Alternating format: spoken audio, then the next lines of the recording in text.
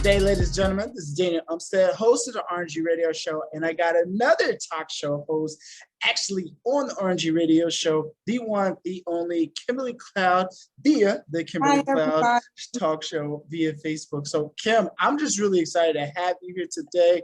Thank you so much for being a guest. How are you doing today? I'm doing great. Thank you for asking. Thanks for asking. Thank you. Definitely. So let's hop straight into it. Jan Pro, that is your business, correct? Correct. My company name is Blue Cloud Cleaning Company, LLC. Okay, cool. So tell me a little bit about your company and what you do.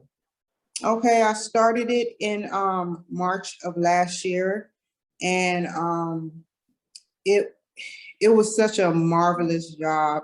And I was planning on moving to California. So I want to take that job to California with new employees and new adventures and new contracts that I could be doing.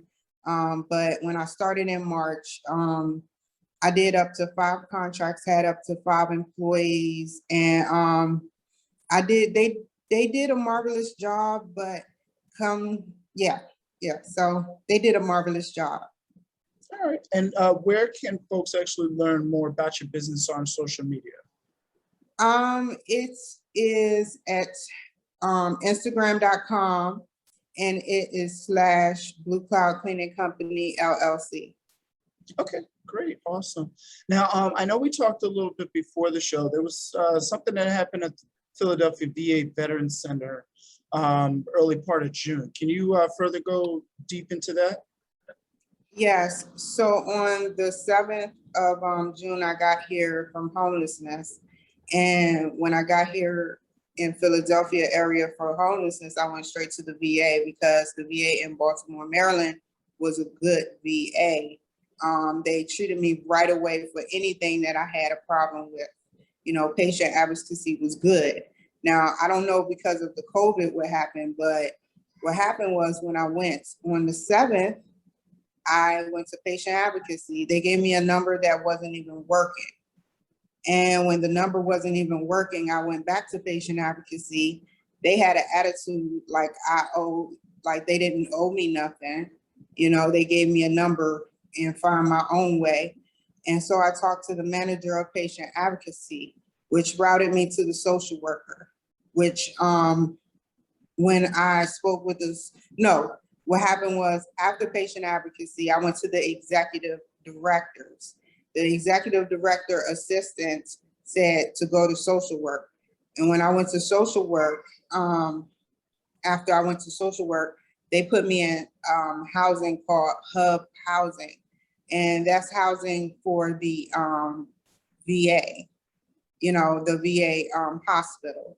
And after that, when I was on my way downstairs to get something from the PX or whatnot, the head of social work sat up there and she was saying that, what did she say? She was like, I looked intoxicated and that I needed to leave right away or she was gonna have the police escort me. And I was like, okay, well, why don't you have a police officer check me for one?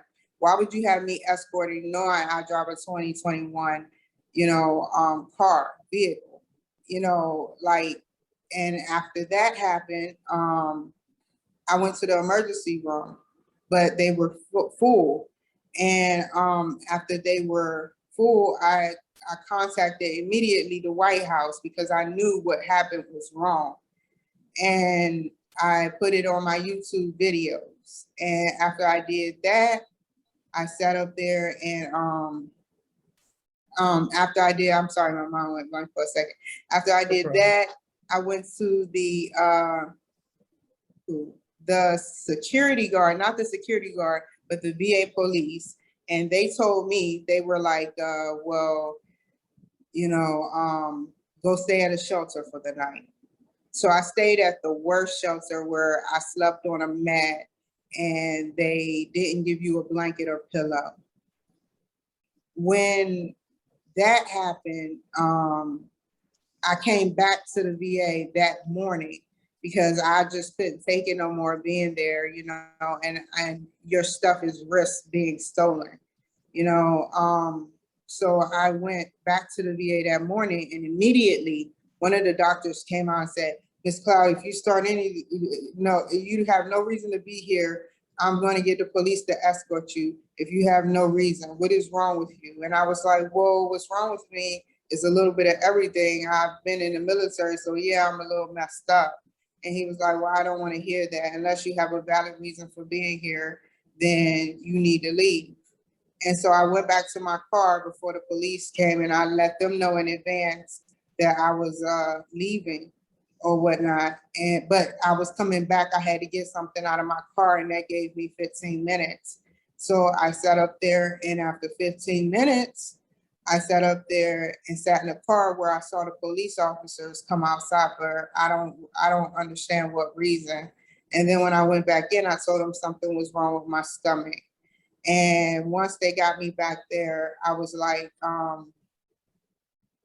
you know what? You disgust me, because it took me to have to get back here to have to figure out what I need to say to the social worker to get the social worker to realize that I am homeless and I need to be taken more seriously than me having to lie. I don't like to have to lie. Even though my stomach is messed up, I really don't like to lie and make it seem like it's a problem when it's really not.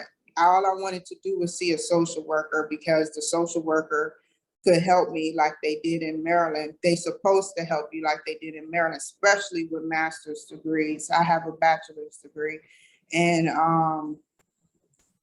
they didn't help. They did not help. They sat up there, and no social worker was on call in the state of a Commonwealth state. Like they look up to the doctor and the psychiatrist to make the call and the judgment, when it should be between a social worker and doctor as at night too. And so I told him he discussed me, and he sat up there and he sat up there and he got his little minions, his nurses. He called the VA police to come and strap me down on a gurney, and they gave me 4 shots of something. I don't know what it was. I know one of them had to be held off. For all I know, it could have been dirty needles. You know, I woke up with, and it's on camera, I woke up with my legs open, with my arms unstrapped. After they strapped me down and I went off, and I'm not even gonna lie, they backed me in a corner, and it took 3 officers, and it took 3 nurses, and most of them were male, to strap me down, you know. And then after that, I went upstairs for several days, where all I asked for was homelessness to be taken care of. And when I had to leave, I ended up getting raped. And after that happened, yeah, and the show must go on. So after that happened, I went immediately to the hospital the next day. And when I went to the hospital the next day, I got treated for everything under the sun, you know. And after that, I went back to the VA hospital because I had one last drug I wanted to get, and they act like they didn't even want to give me money or a card or something, just saying that, you know, like, hey, you know, or take me to the pharmacy. Let me let you go to the pharmacy, because it's always pharmacy on call. Like, I know hospitals, there's always a 24-hour pharmacy for inpatients that runs constantly. But for the regular people, it's like 8 to 5 or 8 to 5:30. And it's like, they didn't even help with nothing. I got into, like, all of the social workers, all of the doctors that's under my chart, none of them helped with nothing. And it's so unfair. I just feel like I can't even be myself and be that person that I need to be because of what happened. And I tried my best. I really did. I wanted to every time I thought that, like, even when like a week later after the rape happened, I went to the hospital, again, the VA hospital, and I was speaking with a lady. The lady act like the same lady that she gave me the shot, act like nothing never happened. Then a social worker came in and said that she would drop off some paperwork. They dropped off paperwork, but it wasn't from the social worker. Like little spits in your face, you know, that this VA hospital in Philadelphia is doing. And it's just, I don't know, it's messed up. I'm first and foremost really sad to hear about that. I know that they're supposed to be helping those who served in the military, and it seems like, you know, they just did the complete opposite. You know, continuing on with this with the interview though, I know there was a few other things. Can you discuss as far as with your family and with your husband? I know we had talked earlier as far as like some type of issues that occurred between your husband and the employee, or with your family as well. Can you talk about that as well? Well,